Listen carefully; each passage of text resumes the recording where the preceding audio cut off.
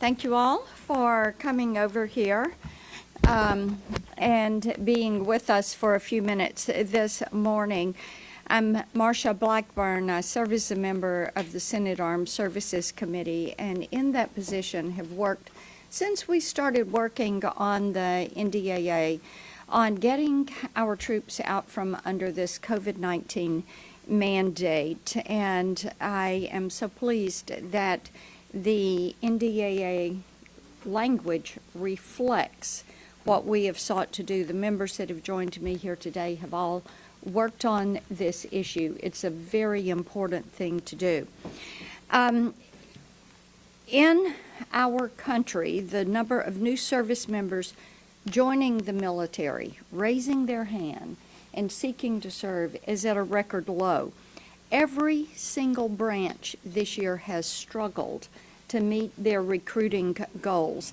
And an example of this with the U.S. Army, they are 15,000 troops short this year. And on this trend, next year, they're going to be 21,000 troops short. Now, the president said the pandemic is over. And now he refuses to commit to funding our nation's military unless we continue to force our service members to take the COVID shot. And he has already fired over 8,400 active duty service members for not getting the COVID shot. While we're depleting our ranks, the new axis of evil grows bolder every day. Communist China is on its way to becoming a new superpower. Under President Xi's direction, the Chinese Navy is expected to increase its fleet by approximately 40% by the time we get to 2040, and quadruple its nuclear stockpile by the end of the decade. Meanwhile, Iran has admitted publicly to supplying the Kremlin with drones and equipment to kill innocent Ukrainians. And this year, North Korea conducted its very first ever ballistic missile test. This is what we're facing.